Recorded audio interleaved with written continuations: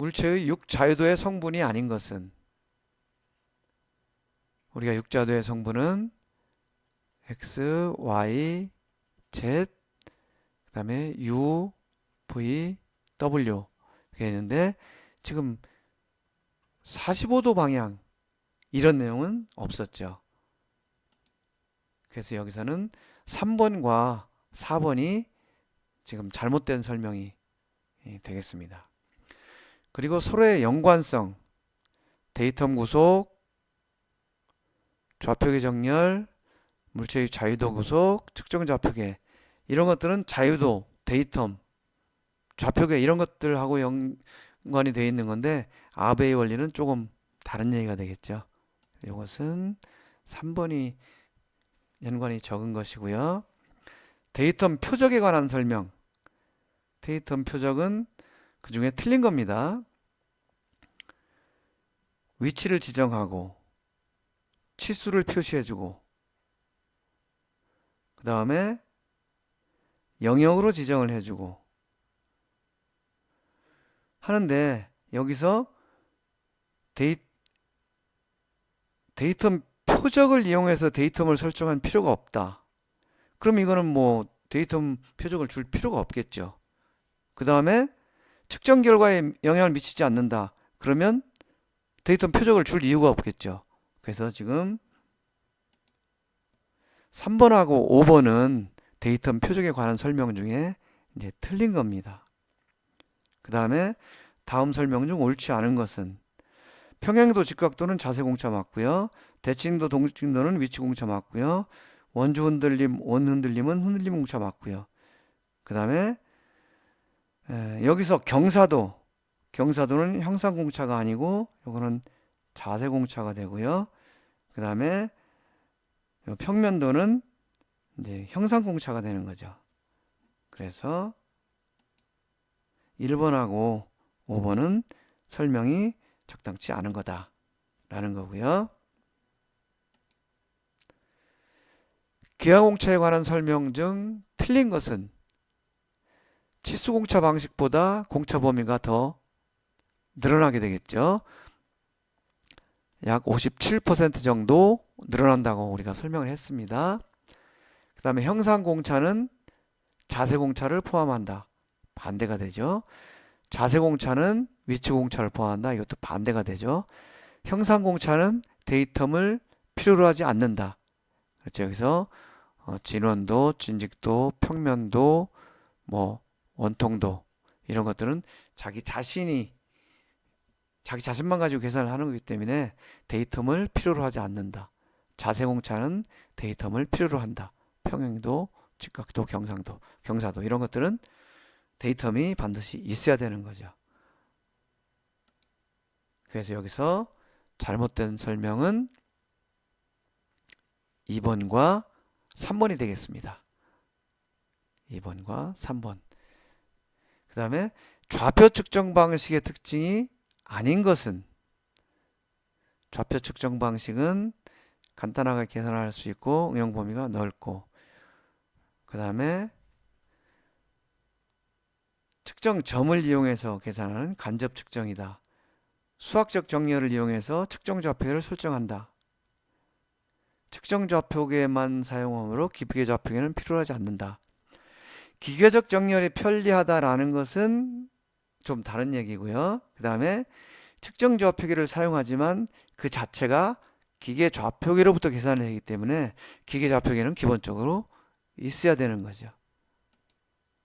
그래서 여기서는 2번과 5번이 잘못된 설명이고요. 그 다음에 기준원에 관한 설명. 기준원에 관련 설명 중에서 이렇게 계산인데 잘못 썼네요. 가상의 원이다. 맞죠? ISO에서는 MZ, LS, MCC, MI 네 가지. 이것도 맞죠? 조립성을 고려하면 내경은 MCC, 외경은 MIC인데 이것은 반대가 됐죠. 내경은 MIC, 외경은 MCC가 되죠. 그 다음에 네 가지 중 MZC가 가장 크다. 반대로 이거는 가장 작다가 되어야 되고요. LSCI는 불규칙한 점의 영향을 크게 받지 않는다 라는 게 LSCI였죠. 그래서 여기서는 3, 4, 5번이 기준원에 대한 설명 중에 이제 잘못된 거라고 보면 되겠습니다. 그 다음에 도면에 25 플러스 마이너스 0.05였다. 예를 들어서 이렇게 볼 수가 있는 거죠. 기준 지수가 25고 상한 공차가 0.05, 하한 공차가 마이너스 0.05가 되는 거고요. 치수로 보면 상한 치수가 25.05가 되고 하한 치수가 24.95가 되는 거죠. 그리고 만약에 측정한 값이 25.049였다면 지금 여기가 되는 거죠.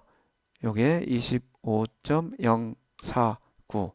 그러면 편차는 플러스 0.049가 되는 거죠. 자, 그럼 이걸 가지고 한번 보겠습니다. 옳지 않은 것을 따지는 겁니다. 기준 치수는 25고 상한 하한 공차는 이건 맞는 얘기죠. 상한 치수, 하한 치수, 요거는 치수가 반대로 됐죠. 치수차는 0.049, 요거는 맞고 판정은 불합격이다. 판정은 합격이 되겠죠. 왜냐하면 0.05 안에 들어있으니까. 그것은 잘못됐고요. 치수 허용차는 0.05가 아니고 플러스 마이너스가 있으니까 이것은 치수는 0.1이 되겠죠. 지금 여기서 요 차이, 요 차는 0.1이 되는 거죠. 위치수 허용차는 0.05이고 아래치수 허용차는 마이너스 0.05이다. 맞는 얘기고요. 그러면 답은 2, 3, 4번이 됩니다. 자, 2번, 3번, 4번. 4번은 0.1이 허용차가 되고요. 그 다음에 공기 마이크로미터에 대한 설명으로 틀린 것은 내경, 외경, 단차가 측정 가능하고요. 치수마다 상한 하한 게이지가 필요하고 그 다음에 높이만 측정할 때는 기준 게이지가 필요하지 않다. 예, 이것은 높이를 측정할 때도 기준 게이지가 필요하고요. 외경을 측정할 때는 두 점 간의 거리로 이제 측정을 했죠. 그 다음에 치수마다 게이지가 필요하므로 다품종 소량 생산품의 검사에 유리하다. 이것은 다품종 소량이 아니고 소품종 대량 생산에 유리하다. 그래서 이것은 답이 3번과 4번이 되겠습니다. 그리고 20번은 전기 마이크로미터를 이용한 측정에서 틀린 것은 전기적 변이량을 길이로 변화시킨다. 맞죠? 비접촉이므로 측정압이 필요하지 않다. 이것은 접촉자가 접촉을 하기 때문에 비접촉이 아니죠. 이것은 공기 마이크로미터인 경우에는 비접촉이 맞는데 전기 마이크로미터는 접촉입니다. 그 다음에 측정 범위와 최소 눈금을 편리하게 주장할 수 있다. 맞고요. 게이지 범위보다 큰 치수를 측정하기 위해서는 기준 게이지가 필요하다. 맞고요. 테스트 인디케이터보다 측정 범위를 변경하는 것이 불편하다. 이것은 편리하다 그랬죠. 버튼만 눌러주면 되니까. 즉 벙이 아니고 즉 정인데 오차가 났네요. 그래서 2번과 5번이 틀린 설명이 되겠습니다.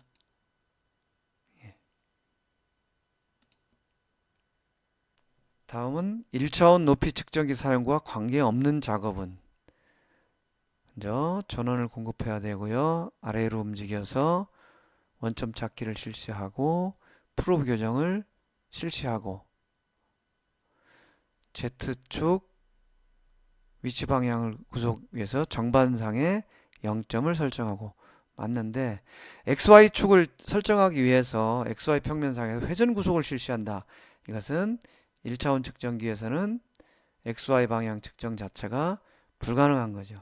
그래서 이것은 설명이 잘못된 것이고요. 그 다음에 1차원 높이 측정기에서의 자유도 구속 UV 구속은 정반면에 의해서 기계적으로 이루어진다.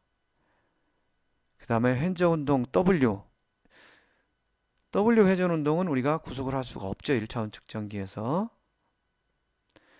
병진운동 Z축 구속은 정반면을 프로빙해서 실시한다.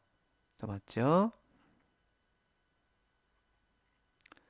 그 다음에 병진운동 XY축 구속은 기본적으로 불가능하다. 이것도 맞고요. 그 다음에 회전운동 W 구속은 기본적으로 불가능하다. 이것도 맞고요. 그럼 여기서는 병진운동 W 구속을 수학적으로 실시한다는 거를 제외하고 나머지 4개는 전부 맞는 설명입니다. 그 다음에 데이텀에 관한 설명. 이론적으로 정확한 기준 그리고 직선, 점, 평면 이런 것들로 이루어진다. 제1데이텀은 다른 데이텀에서 구속을 받지 않는다. 제2데이텀은 제3데이텀으로부터 구속을 받는 데이텀이다. 이것은 잘못된 거죠. 제3데이텀은 제1데이텀에 의해서만 구속을 받는다. 이것도 잘못된 거죠. 제3데이텀은 제1, 제2데이텀에서 전부 구속을 받는 거죠. 데이텀 표적은 데이텀 설정에 사용되는 특정한 점, 선 또는 영역이다. 맞는 얘기죠. 그래서 여기서 답은 3번과 4번이 틀린 설명이 되겠습니다.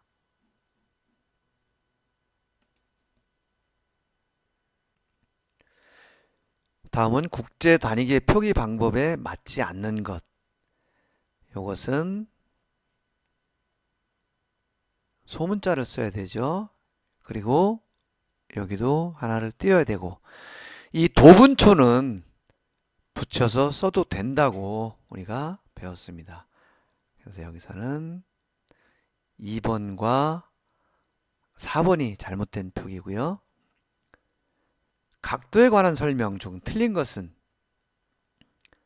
라디안.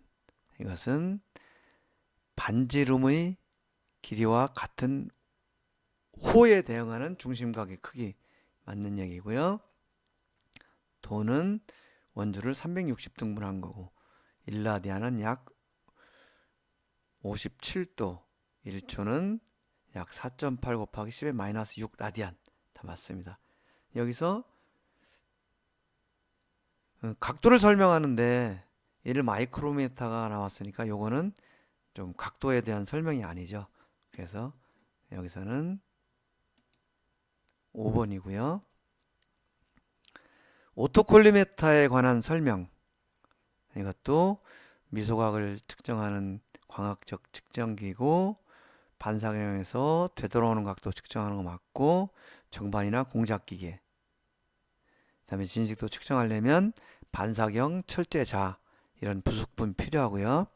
경사각이 커질수록 기포 눈금이 변화가 크다. 이것은 수준기에 대한 설명이죠. 그래서 오토콜리메터에 대해서는 5번이 설명이 틀린 거다 하는 거고요.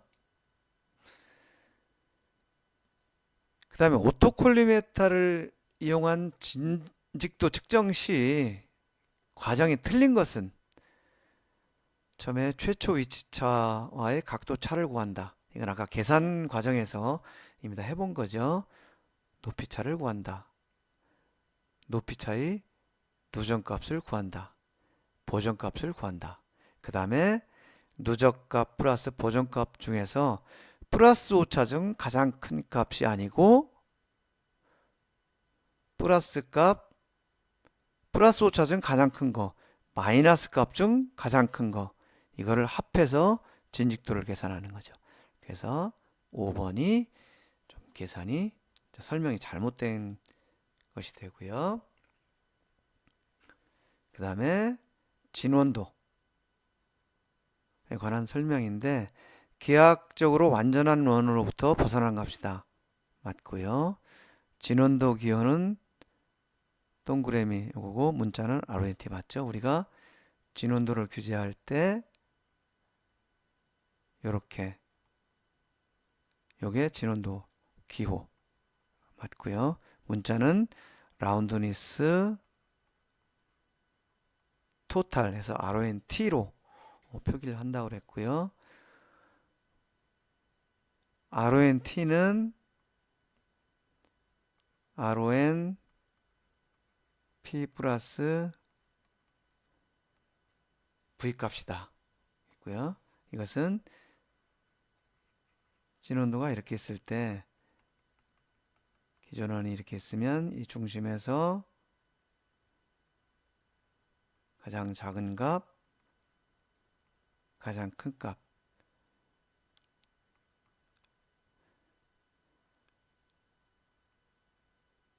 RONT라는 것은 R1 플러스 R1 마이너스 R2가 되고요.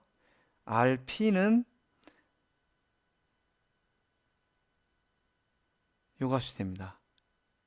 RONP가 되고요. 여기에서 가장 안쪽으로 들어간 요 값이 RONV가 되는 거고요. 이렇게 계산을 해주고요. 진원도 계산을 위해서는 기준원이 필요하다. 맞고요. 전통적인 진원도 계산 방법에는 직경법, 반경법, 3전법이 있다. 그래서 여기에서는 진원도에 관한 설명이 전부 맞습니다. 그래서 틀린 설명은 없다라는 것이 답이고요. 다음에 설명한 내용 중 틀린 것입니다. 기계 부품이 각기 다른 장소 그 기능을 충분히 발휘할 수 있는 성질을 호환성이라고 한다. 맞죠? 호환성 유지를 위해서는 통일된 단위, 정밀한 가공, 정밀한 측정기, 정밀한 적절한 측정 방법, 이것도 맞고요. 한 집단 안에서 공통으로 적용되는 객관적 판단의 기준을 표준이라고 한다. 맞고요. 정확한 측정은 공정한 거래의 기준이고 국가 경영의 기본이다. 이것도 맞는 설명이고요.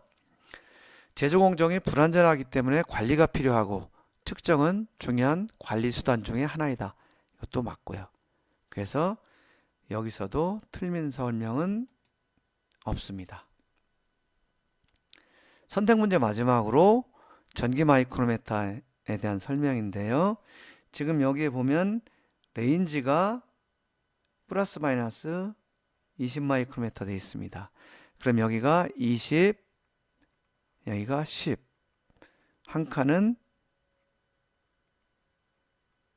1 마이크로미터. 이렇게 되는 거죠. 그리고 마이너스 20, 플러스 20이니까 총 측정 범위는 40 마이크로미터가 됩니다. 측정 범위는 플러스 마이너스 20 마이크로미터다. 마이너스 20에서 플러스 20까지 40 마이크로미터 측정할 수 있다. 맞고요. 0에서 마이너스 20, 또 0에서 플러스 20. 이것은 잘못된 설명이죠. 이것은 마이너스 20에서 플러스 20까지 측정을 할 수 있는 거죠. 최소 눈금은 1 마이크로미터다. 지금 이게 1마이크로미터가 되죠. 그래서 여기서 잘못 여기서 내용이 맞는 거죠. 맞는 것은 3번과 4번을 제외한 1, 2, 5번이 전기 마이크로미터의 설명에 대해서 맞는 것이었습니다. 예, 이상으로 선택 문제를 살펴봤고요. 이제는 설명 문제로 들어가 보겠습니다.